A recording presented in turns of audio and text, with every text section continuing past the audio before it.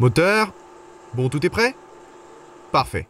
1963. En plus d'être l'année où débute la meilleure série de l'histoire de l'humanité, elle marque aussi le commencement d'une très longue saga du cinéma. Avec des films et des séries en tout genre, les studios ont donné leur maximum pour nous offrir des œuvres qui restent dans le temps. Cette année-là, on a eu le droit à un petit robot, au début d'un grand espion et à une sortie de prison. Préparez-vous, la séance va bientôt commencer.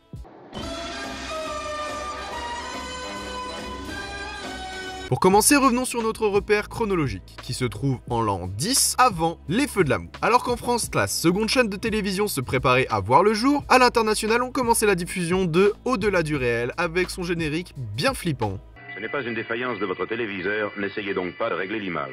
Nous avons le contrôle total de l'émission. Et de la série Astro Boy.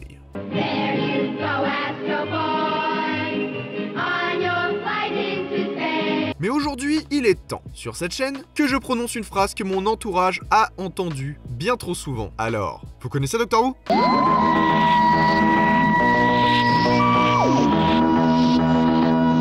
Débutée cette année-là, la série britannique Doctor Who raconte l'histoire du Docteur, un alien seigneur du temps de la planète Gallifrey qui voyage dans l'espace et le temps avec ses compagnons à bord d'un vaisseau camouflé en cabine téléphonique de police anglaise. Camoulox. Pour répondre aux questions qui peuvent venir à l'esprit, oui, le pitch semble particulier mais c'est normal, c'est de la SF. Et oui, la série est toujours en diffusion. Après 26 saisons et un téléfilm, elle subit un premier arrêt en 1989, faute aux baisses d'audience, une série qu'on nommera la classique, puis elle fera son grand retour en 2005 en reprenant le compte à la saison 1, tout en faisant suite à l'histoire originelle. Même avec une image en noir et blanc, la série Doctor Who arrive à nous présenter le personnage haut en couleur du Docteur. Celui-ci parcourt le monde et les époques dans un TARDIS, et il a une légère tendance à sauver les peuples d'attaques extraterrestres. À l'origine, la série devait se montrer éducative auprès d'un jeune public et leur raconter l'histoire et la science à travers diverses visites dans le passé et le futur. Fait d'autant plus appuyé par les premiers compagnons du Docteur, sa petite fille et deux professeurs d'un lycée anglais. Ce côté de la série fut peu à peu abandonné pour avantager la partie science-fiction. Et en tant que pionnière de la SF télévisuelle, on lui doit énormément. Elle a été une inspiration pour beaucoup d'œuvres de ce genre, parmi lesquelles on peut citer la saga Star Trek, mais aussi les livres H2G2, le guide du voyageur galactique de Douglas Adams,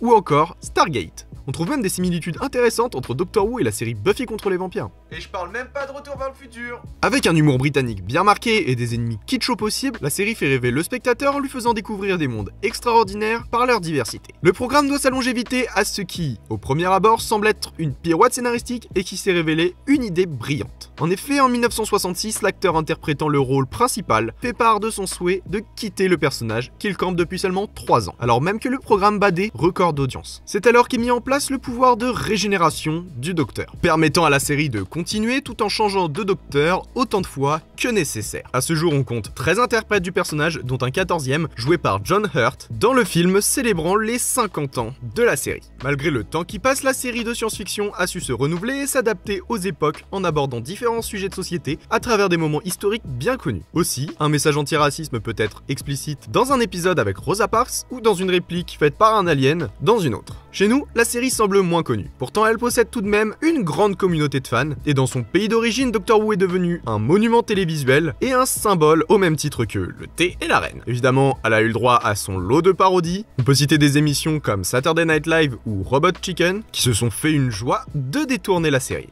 Et il y en a même une avec Mr Bean. Et bien sûr, on peut compter de nombreux clins d'œil dans d'autres programmes, comme dans l'excellente aventure de Bill et Ted, où l'on suit deux jeunes qui voyagent dans le temps dans une cabine téléphonique. On peut aussi parler de Community, où la série est renommée Inspector Spacetime, ou dans Big Bang Theory, qui a tendance à la mentionner très souvent. Citer la totalité des références faites à la série est du domaine de l'impossible, tant elle a été importante dans le développement de la science-fiction à la télévision, mais aussi tant elle est mondialement célèbre. Aujourd'hui campée par Jodie Whittaker, qui n'est autre que la première interprète féminine du personnage, la série vient de diffuser son épisode spécial au jour de l'an et se prépare à sortir sa 13e saison. Ou 39 si vous comptez toutes les autres. 1963 signe aussi le début d'un autre programme à la longévité hors norme, avec à ce jour 14 639 épisodes répartis en 58 saisons, permettant à ce feuilleton d'atteindre la seconde place du podium des séries interminables. Et c'est toujours en production. Nous découvrons Hôpital Central.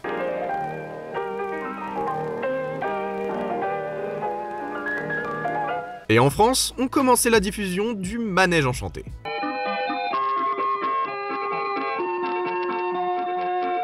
Du côté des salles obscures, 1963 nous a offert des grands classiques. Pour commencer, on a vu Audrey Hepburn aux côtés de Cary Grant dans Charade, ainsi que Elizabeth Taylor dans le rôle de Cléopâtre dans le film éponyme. Mais cette année-là, c'est le réalisateur Alfred Hitchcock qui va faire frissonner le public avec Les Oiseaux.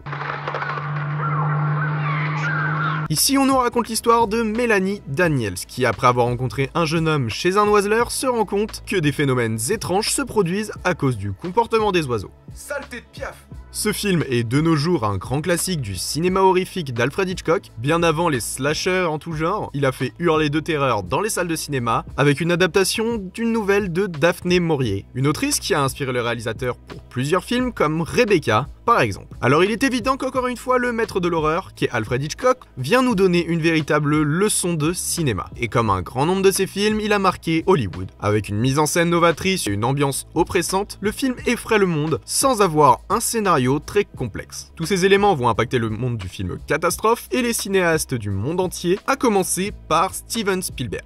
On retrouve de nombreuses similitudes entre l'œuvre d'Hitchcock et Les Dents de la Mer, essentiellement dans la construction narrative du récit. Ouais mais un requin c'est plus flippant qu'un pigeon! Vous vous doutez bien que les éléments que le spectateur regarde avec effroi sont les oiseaux. Mélange d'artifices et de véritables volatiles, le film sera récompensé de l'Oscar des meilleurs effets visuels, en plus de créer une phobie chez un grand nombre des spectateurs. En parlant d'Oscar, cette année-là, on a récompensé le film Tom Jones entre l'alcôve et la potence, et son réalisateur Tony Richardson. Côté acteur, c'est Sidney Poitier qui a obtenu la statuette pour Le Lys des Champs, quand Patricia Neal la décroche pour Le plus sauvage d'entre nous. Chez les studios d'animation, Walt Disney nous faisait découvrir l'épée d'Excalibur dans Merlin l'Enchanteur, et en France, Jean Gabin et Alain Delon ont partagé l'affiche dans Mélodie en sous-sol, quand de son côté, Louis de Funès faisait son apparition dans Carambolage. En outre, Steve McQueen participait à La Grande Évasion, un mythe grec était mis en avant dans Jason et les Argonautes, et John Wayne a fait siffler son revolver dans le western Le Grand McClintock. Et cette année-là, le public a découvert sur grand écran le premier film d'une licence qui n'en finit plus, avec James Bond 007 contre Dr. No.